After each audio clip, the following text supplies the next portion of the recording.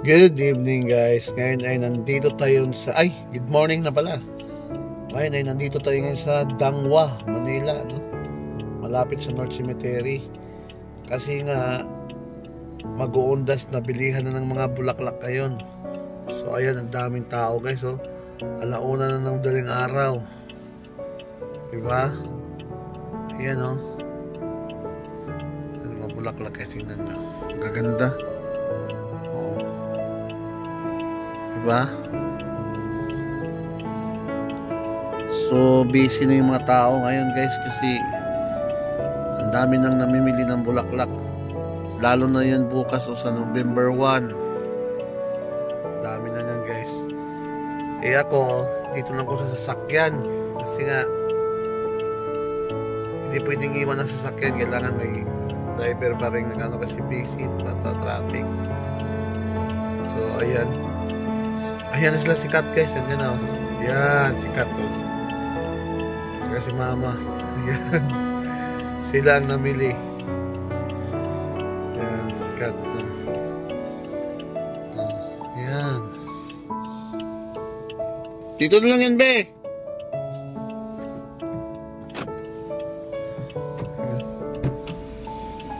Yan si Mama.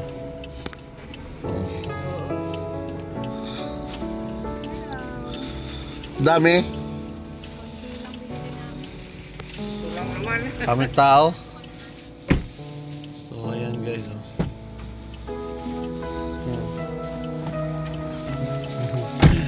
Ayan. Hi.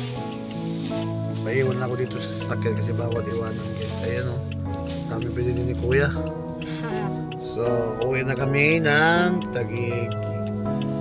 Pumunta lang talaga kami rito. Nadya namin itong oras kami pumunta para hindi ganong pero maraming tao. Maraming tao doon. Pero maluwag pa rin to compared kung ano. Dahil malapit na ang pista ng patay. So ayan. Ngayon, October 29, kaya ngayon talaga kami namili para hindi mo na ganong dagsaan tao. Tsaka madaling araw kung maganda po. Madaling araw, alauna. Midnight. Kumusta naman ang mga bulaklak mura? Tatlong dosen ng orchids nasa 750. Ayun, diba? Ayan guys. Pila kami ng Taguig. Hindi na pa bago yung price nung nung orchids. Di parang mas mahal nga last year, parang 800 eh. Dangwa. Daming bulaklak sa Dangwa. Ayun yung mga tao, oh. Kabilang gilid din guys, oh. Walang tulugan dito. 1 AM. Business na ngayon kasi October 29 na. Kaya tingnan mo naman yung mga namimili, oh. Kakaiba yung bulaklak dun, oh. Mas maganda mamili ng bulaklak dito guys, butuhan. Kasi magtingi-tingi ka. Mahal na.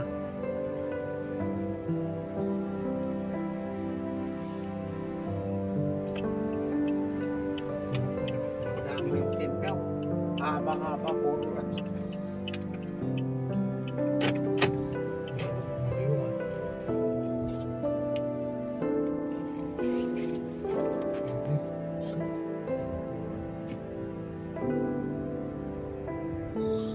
Daming tao sa Dangwa. Meron pang mga milyon na kalakad. Or ondas.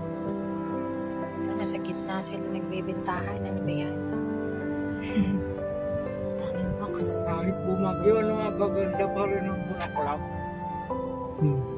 Na-preserve na nila yan.